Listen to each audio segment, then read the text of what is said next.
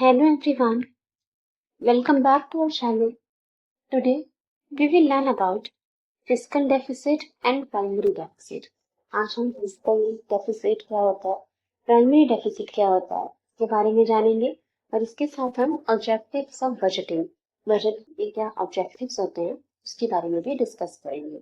So let's start. Last class में हमने revenue deficit, revenue receipt, capital receipt, capital expenditure, revenue expenditure, ये सब detail में discuss कर लिया था. All this related to budget that discuss. अगर आपने पहले वाली वीडियोस नहीं देखी तो आप जरूर देख लीजिए. So let's start with fiscal deficit. Fiscal deficit क्या है? Fiscal deficit is the difference between government total expenditure and total income excluding borrowings. जो सरकार का पूरा एक्सपेंडिचर, सारा जो खर्चा होता है, और टोटल इनकम, जो उनको सारा इनकम हो रही है, जो पैसा आ रहा है, रिसीव हो रहा है, उसका जो डिफरेंस है, और बोरोइंग को छोड़कर total income excluding borrowing. Government से टोटल इनकम ले रही है, सरकार के खजाना से पैसा आ रहा है जो इनकम है, लेकिन उसमें बोरोइंग से जो पैसा आ रहा है, मतलब गवर्नमेंट ने किसी से लोन लिया, तो वो हम इसमें इंक्लूड नहीं करते.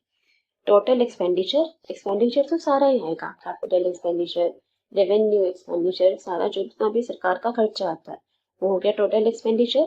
और टोटल इनकम, सरकार के पास कहाँ कहाँ से पैसा आ रहा है, इनकम हो रही है.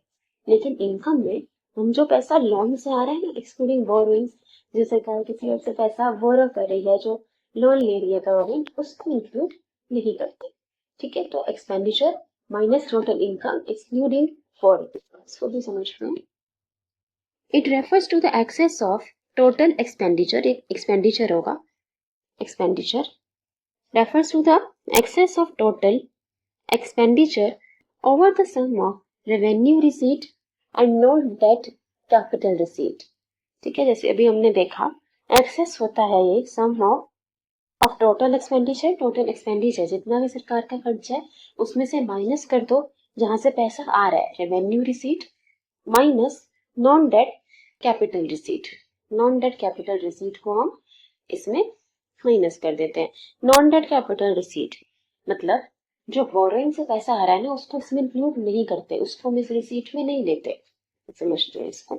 फिस्कल डेफिसिट होता है टोटल बजट एक्सपेंडिचर, सारा एक्सपेंडिचर होगा, गवर्नमेंट का जितना भी खर्चा होगा, चाहे वो कैपिटल एक्सपेंडिचर हो, रेवेन्यू एक्सपेंडिचर हो. रेवेन्यू एक्सपेंडिचर, कैपिटल एक्सपेंडिचर हम पढ़ चुके हैं. ठीक है, तो total budget expenditure, total expenditure में से माइनस करते हैं रेवेन्यू रिसीट. रेवेन्यू रिसीट क्या होता है? रेवेन्यू रिसीट वो रिसीट होती है जिनसे ना तो कोई लाइबिलिटी बढ़ती है, ना ही कोई एसेट कम होता. ना कोई लाइबिलिटी बढ़ती है, ना एसेट कम होता है. जैसे टैक्स से जो पैसे आ रहे हैं, जो गवर्नमेंट को प्रॉफिट आ रहा है किसी कंपनी से, ठीक है, जो गवर्नमेंट को ग्रांट्स मिल रहे हैं फॉरेन कंट्री से, तो ये सब होते हैं रेवेन्यू रिसीट, जो पैसा आ रहा है पर जिनसे ना तो कोई लाइबिलिटी बढ़ती है, ना तो कोई गवर्नमेंट को लोन नहीं लेना पड़ा, ना ही कोई एसेट कम होता है, ना ही कोई गवर्नमेंट को अपने शेयर्स बेचने पड़े, तो कोई ना कोई एसेट कम हुआ, ना ही कोई लाइबिलिटी बढ़ी. उससे उसके अलावा जो रिसीट होती है, जो इनकम आती है गवर्नमेंट के पास, वो होती है revenue receipt.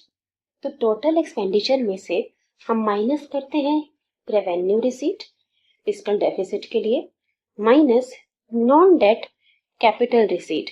Non debt capital receipt, non debt मतलब वो रिसीट, वो कैपिटल रिसीट जिससे लोन नहीं आएगा, जिसमें अगर गवर्नमेंट ने कहीं से लोन लिया है, ठीक है, कहीं से लोन लिया है, कहीं से फंड्स बोरो किए हैं, तो वो हम इसमें इंक्लूड नहीं करते. हम वो रिसीट ले रहे हैं लोन के अलावा, बोरिंग के अलावा सरकार के पास जो कैपिटल रिसीट आ रही है वो माइनस कर रहे हैं, नॉन डेट कैपिटल रिसीट. तो वो कैपिटल रिसीट नहीं होनी चाहिए जिससे डेट पड़े, कर्जा पड़े, जैसे लोन, जैसे कहीं से फंड्स बोरो करना, तो सरकार जो फंड्स बोरो कर रही है उससे अलावा जो कैपिटल रिसीट है वो माइनस करते हैं. जैसे क्या हो सकती है नॉन डेट कैपिटल रिसीट? जैसे गवर्नमेंट ने अपने शेयर्स बेच दिए, डिस इन्वेस्टमेंट से वैसा आ सकता है. कोई गवर्नमेंट ने लोन दिया था किसी को, उसकी पैसा वापस आ गया, तो ये सब हो जाएंगे non debt capital receipt. So fiscal deficit is total budget expenditure minus revenue receipt minus non debt capital receipt, ध्यान रखिए नॉन डेट कैपिटल रिसीट, ठीक है, डेट वाली कैपिटल रिसीट हम नहीं लेते इसमें।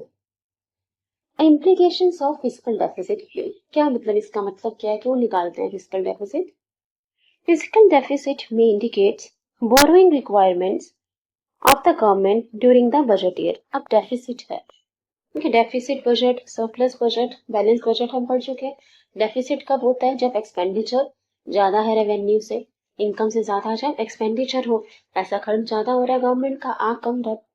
तो फिजिकल डेफिसिट बताता है borrowing requirement of the government. अब सरकार के पास पैसा कम आ रहा है, रिसीट कम है, लेकिन एक्सपेंडिचर तो ज्यादा है, तो वो एक्सपेंडिचर कहाँ से कवर करेंगे? कहीं से पैसा बोरो करेंगे, उधार लेंगे। तो ये बताता है बोरिंग रिक्वायरमेंट, गवर्नमेंट की बोरिंग, कितना फंड बोरो करने की जरूरत है, ये पता लगता है इससे।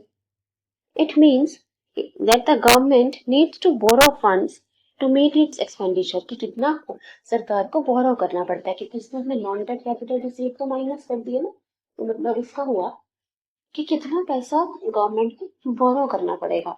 अब उस फिस्कल डेफिसिट को कवर करने के लिए कितना पैसा बाहर से लेना पड़ेगा, बोरो करना पड़ेगा। इस शॉर्ट से the government is living beyond it's mean, कि वो अपनी इनकम से ज्यादा खर्चा कर रहे हैं। Borrowing creates problem for the government, borrowing से गवर्नमेंट के लिए प्रॉब्लम होती है, एंड फॉर द इकोनॉमी, पूरी इकोनॉमी के लिए भी प्रॉब्लम क्रिएट होती है। It has to repay the loan and also pay interest on this loan।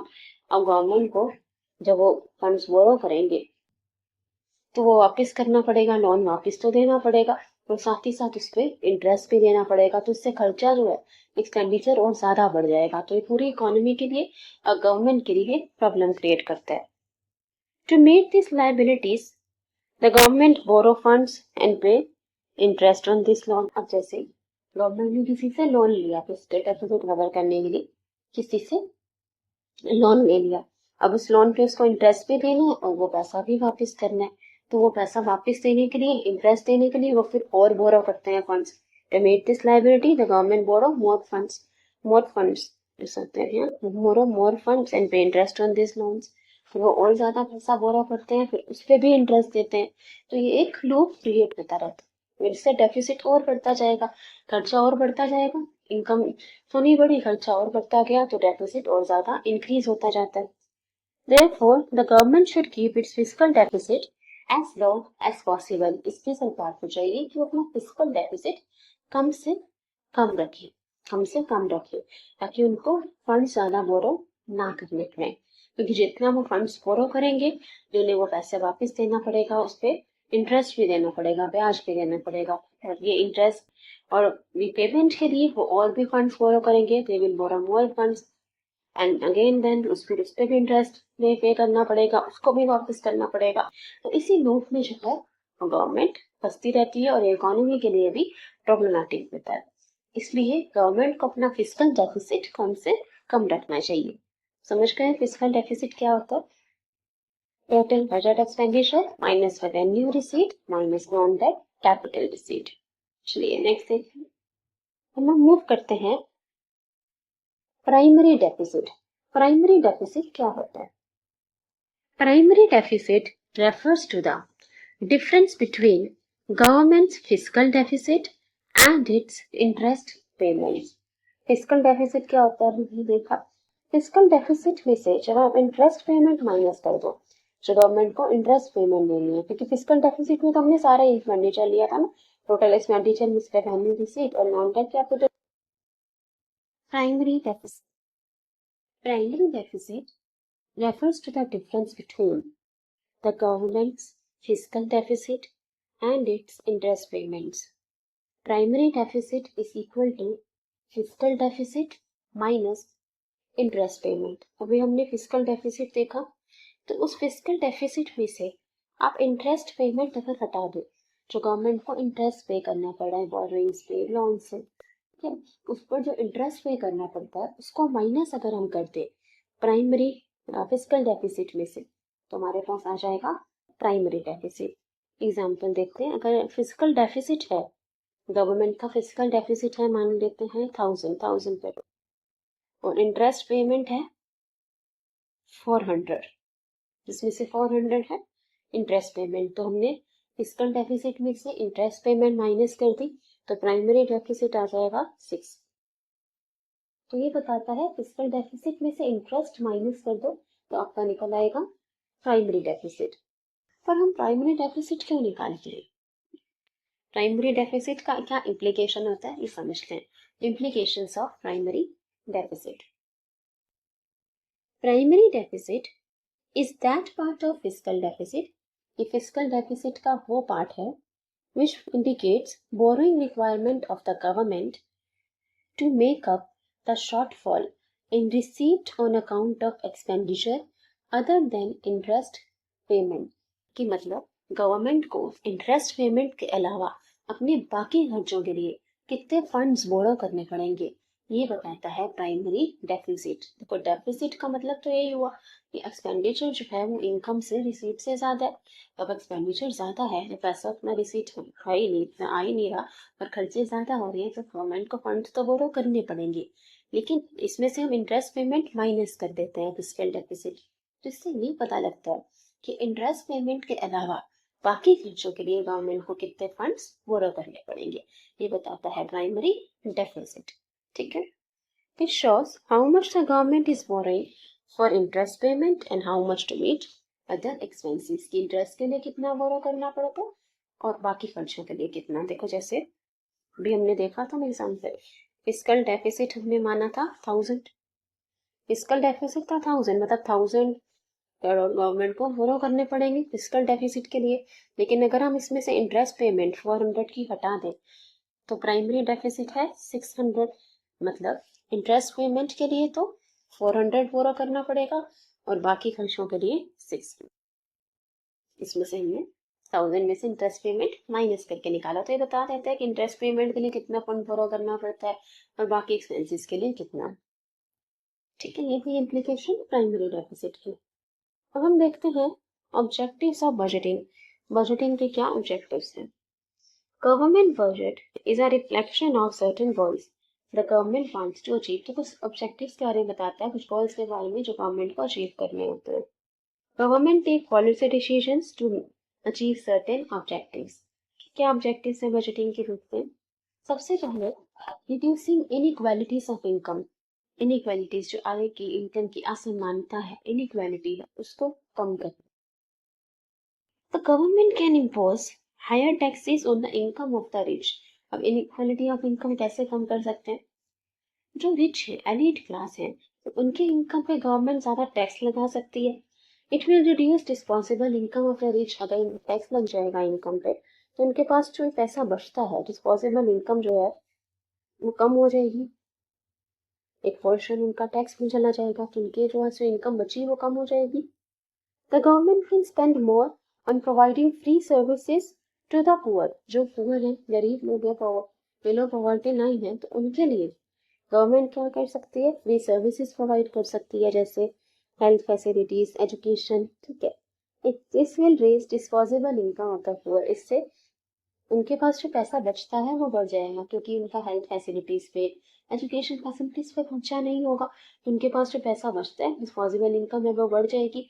जो रिच क्लास है, एलिट क्लास है, उन पे अगर टैक्स लगा दिया जाए ज्यादा तो उनकी जो इनकम है वो कम हो जाएगी, डिस्पोजेबल इनकम, और जो पुअर है उनकी बढ़ जाएगी। तो ऐसे करते करते क्या होगा? Hence the gap between the rich and poor can be reduced. Rich और पुअर में जो गैप है वो कम हो जाएगा कि पुअर की इनकम बढ़ गई, डिस्पोजेबल इनकम रिच की थोड़ी कम हो गई, तो जो इनइक्वालिटी है इनकम की, जो असमानता है, वो धीरे धीरे कम हो जाएगी। ठीक है, नेक्स्ट देखिए, bringing economic stability. Economic stability means the absence of large scale fluctuation in prices। Economic stability का मतलब होता है ठहराव, स्टेबिलिटी का मतलब होता है स्थिरता, ठहराव, रुक जाना। अब इकोनॉमिक स्टेबिलिटी का मतलब हुआ जो लार्ज स्केल फ्लक्चुएशन है प्राइसेस में, मतलब प्राइस एकदम से ज्यादा हो जाता है किसी चीज का, एकदम से गिर जाता है, तो जो लार्ज स्केल फ्लक्चुएशन है, एकदम से बहुत ज्यादा हो जाना, एकदम से बहुत गिर जाना, तो उसको अवॉइड करना, उसे हम कहते हैं economic stability. Government can exercise control over this fluctuation. इसको कंट्रोल कर सकता है government through taxes and expenditure. Tax और एक्सपेंडिचर से कैसे? इन इन्फ्लेशनरी सिचुएशन, जब इन्फ्लेशन में है, ठीक है, जब इकोनॉमी में इन्फ्लेशन चल रहा है, government can reduce it's expenditure. ये तो सब हर चीज का प्राइस हाई है, सब कुछ ऊपर जा रहा है, तो गवर्नमेंट को तो अपना खर्चा कम कर देना चाहिए, टैक्सेस बढ़ा सकते हैं उस टाइम पे, ताकि लोगों के पास पैसा कम हो गया, सरकार के पास जाएगा, तो इन्फ्लेशन धीरे धीरे कम होगा। और रिसेशन के टाइम पे जब इकोनॉमी डाउन जा रही है, उस टाइम पे क्या कर सकते हैं, गवर्नमेंट कैन एनकरेज स्पेंडिंग। तब गवर्नमेंट ज्यादा स्पेंडिंग करेगी by giving tax concession subsidies. तो गवर्नमेंट को चाहिए कि ज्यादा टैक्स कंसेशन दे, सब्सिडीज दे, ताकि लोगों के पास ज्यादा पैसा रहे। ठीक है, तो इन्फ्लेशन में गवर्नमेंट क्या करेगी, अपना एक्सपेंडिचर कम कर देगी, और रिसेशन के टाइम पे अपना एक्सपेंडिचर बढ़ा के टैक्स कंसेशन सब्सिडीज दे सकती है। उससे क्या होगा, इकोनॉमिक स्टेबिलिटी आ जाएगी। तो थ्योरी पार्ट है। चलिए नेक्स्ट देखिए, जो अप्रोचेज हैं थ्योरेटिकल है, थ्योरेटिकली बताएंगे, प्रैक्टिकल अप्रोचेज डिफरेंट हो सकते हैं। चलिए आगे देखिए, to provide employment, government can achieve the objectives of near full employment by increasing public expenditure. Public expenditure करके फुल एम्प्लॉयमेंट प्रोवाइड कर सकती है government. Full employment by incurring public expenditure programs that absorb maximum number of employees। तो ऐसे programmes arrange करे government जिसमें ज्यादा से ज्यादा लोगों को एम्प्लॉयमेंट मिलेगा, तो एब्सॉर्ब्स मैक्सिमम नंबर ऑफ एम्प्लॉयज। ऐसे प्रोग्राम्स को गवर्नमेंट अरेंज कर सकती है। ठीक है, ऑब्जेक्टिव क्या है, एम्प्लॉयमेंट प्रोवाइड करना, तो ऐसे प्रोग्राम्स गवर्नमेंट अरेंज करे, ज्यादा लोगों को एम्प्लॉयमेंट मिले। और क्या कर सकती है गवर्नमेंट एम्प्लॉयमेंट के लिए, in private sector the government can provide subsidies and tax concession to those industries which use labor-intensive methods of production। जो लेबर इंटेंसिव मेथड यूज करती हैं, जो इंडस्ट्रीज मतलब ज्यादा लेबर का यूज करें, कैपिटल टेक्नोलॉजी से ज्यादा जो लेबर का, एम्प्लॉयज का यूज करती हैं जो इंडस्ट्रीज, उनको टैक्स कंसेशन देना, रिबेट्स देना, सब्सिडीज देना, ताकि वो ज्यादा लेबर्स को हायर करें, तो इससे एम्प्लॉयमेंट मिलेगी, लोगों को ज्यादा काम मिलेगा, जिसमें eradicate the problem of unemployment for certain। इससे क्या होगा, अनएम्प्लॉयमेंट की प्रॉब्लम जो है वो कुछ हद तक कम हो जाएगी।